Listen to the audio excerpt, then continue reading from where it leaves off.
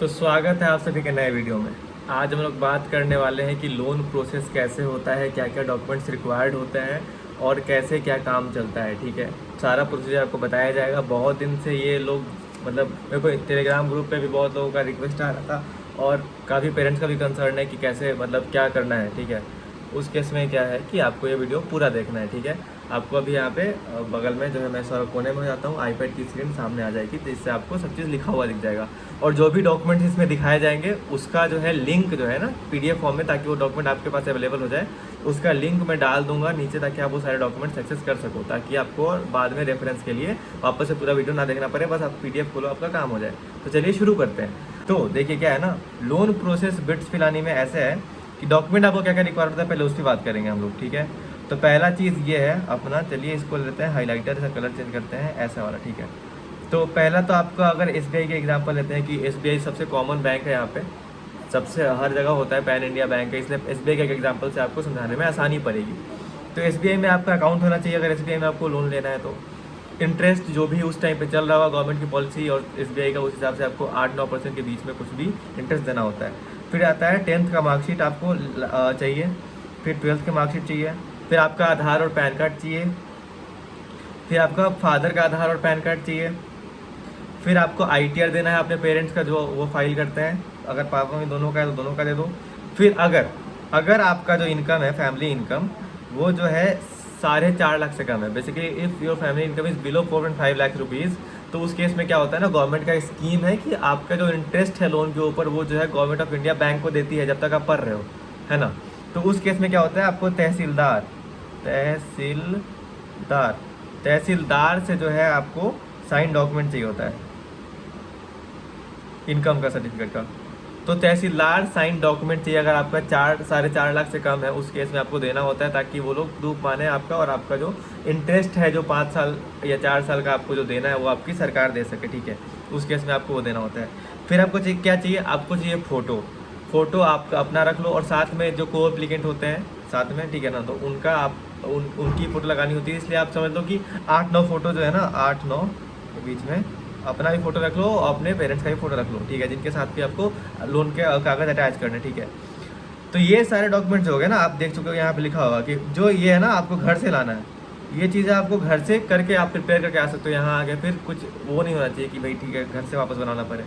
उसके बाद जो होता है ना, जो कुछ चीज़ें ऐसी होती है ना जो कि आपको कॉलेज से इशू होती हैं, जो आप एडमिशन लेते हो ना उसके बाद इशू होती हैं। उन चीज़ों में क्या है, बोनाफाइड, कि आप इस कॉलेज में पढ़ रहे हो उसका बोनाफाइड जो है वो। फिर एडमिशन स्लिप जो आपको यहाँ आने के बाद जब आप पहले दिन इंटरव्यू देने जाते हो उस दिन आपको एडमिशन स्लिप मिलती है, वो एडमिशन स्लिप आपको संभाल के रखनी है। और फिर तीसरा चीज़ होता है फी स्ट्रक्चर। इसमें से जो बोनाफाइड और फी स्ट्रक्चर है ना, ये जो है यहाँ के SWD पोर्टल पे जब आप यहाँ एडमिशन कर लेते हो ना, तो एक पोर्टल होता है SWD, ठीक है ना, स्टूडेंट वेलफेयर डिवीज़न होता है बिट्स पिलानी में।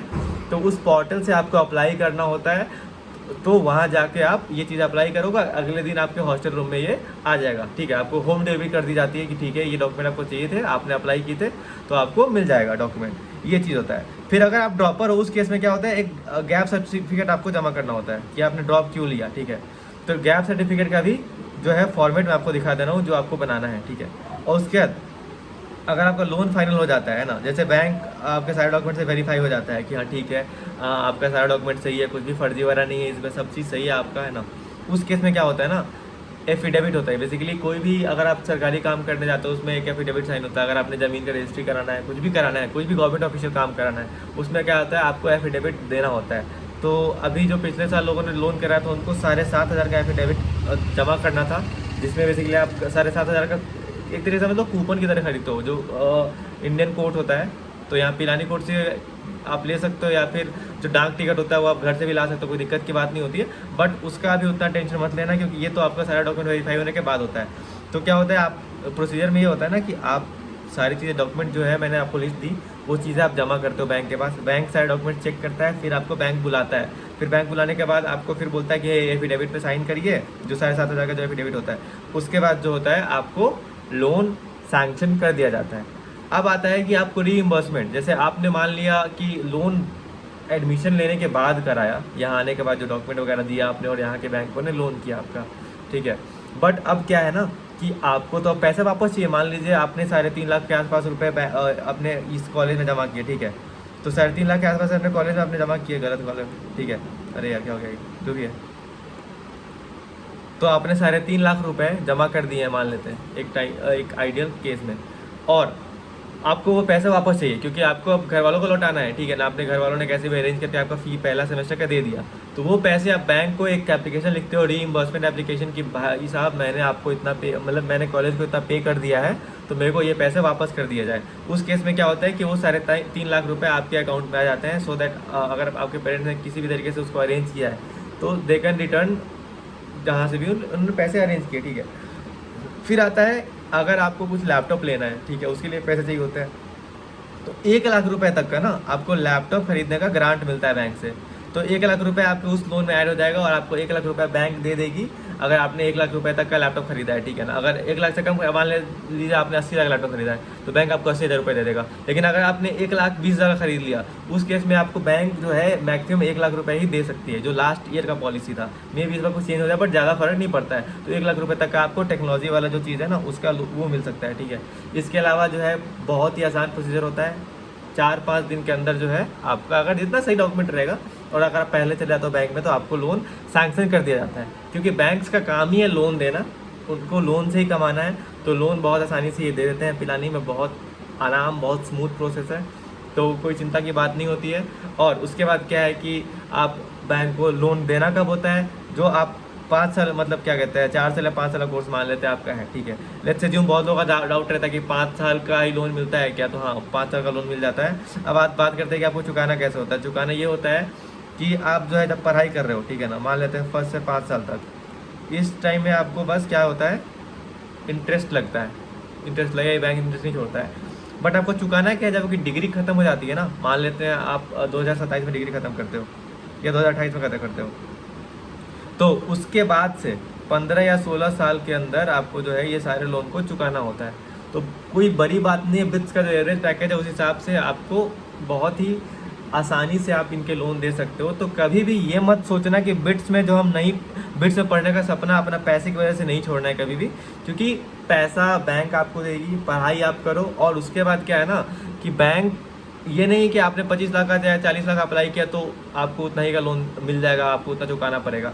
जितना आप कॉलेज को पे करा रहे हो ना बैंक से, उतना ही आपको पे करना है बैंक को, ठीक है।